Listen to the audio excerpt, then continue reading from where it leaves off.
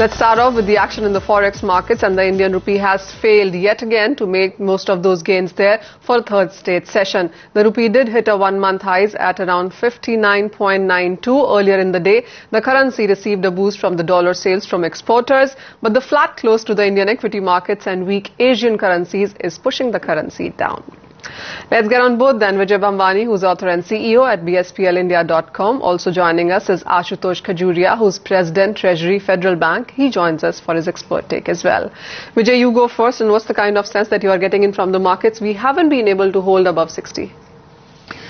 Manisha, like I've been pointing out, every time the US dollar currency derivative segment prompt month futures on the NSE goes towards the 60 mark, there is concerted buying emerging at lower levels on the dollar. And at this point in time, the scope for appreciation in the rupee for the next couple of trading sessions is limited to 59.80, give or take 10-15 paise here and there for emotional turbulence. I think the possibility of rupee heading towards the 60.80 to 61.10 is fairly good. And therefore, in the coming few trading sessions before the announcement of election results, I think dollar bulls might just get an opportunity or two to buy for quick and rapid gains of maybe 1%, So I would seek, long opportunities on the USD INR just ahead of the election announcement. Ashutosh, the rupee touched a one-month highs, but no further gains seem coming. How would you look at the currency moves going forward? See, I think if we look at rupee, the movement of rupee vis-a-vis dollar is in sync with how dollar has moved against other currencies. We see it has weakened against euro, it has weakened against yen and GBP too. If we see prices of gold has also fallen by almost 2 percentage points from $13-15 to a triumph to somewhere around $12.90, $12.91 or so. And I think all these developments lead to just one comfort that the entire global economy is drawing, the markets are drawing, is that Mr. Putin has softened his stand and he is looking a little more reconciliatory in his approach.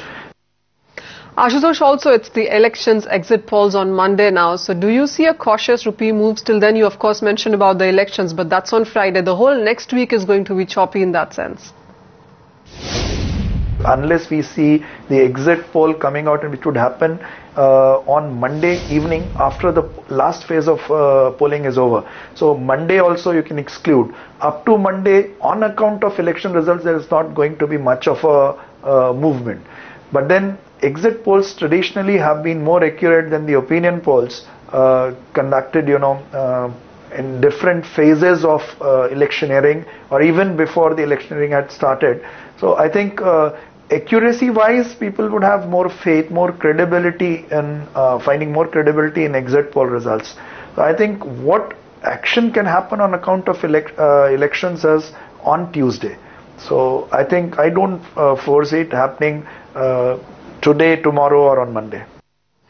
Fair point that, Ashutosh, but next week you also have the IIP numbers, the inflation data, the trade data perhaps as well. So how are you reading into all of these numbers?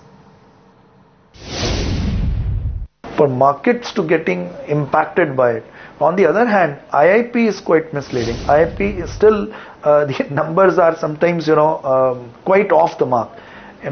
When you expect a little growth, you find it in negative territory. When you expect it to be in negative territory, you see a sudden, growth happening in one particular segment. And the most misleading numbers come out of the capital goods, industrial production, capital goods growth and all. That's one segment of IIP data which is really bringing in lots of surprises, throwing in lots of surprises. Vijay, what is your sense now coming in for the dollar index? Because even as we've been looking at all of that data and also the Janet Yellen's testimony yesterday, while it was slightly on the positive side, the dollar doesn't really seem to be taking much comfort from there.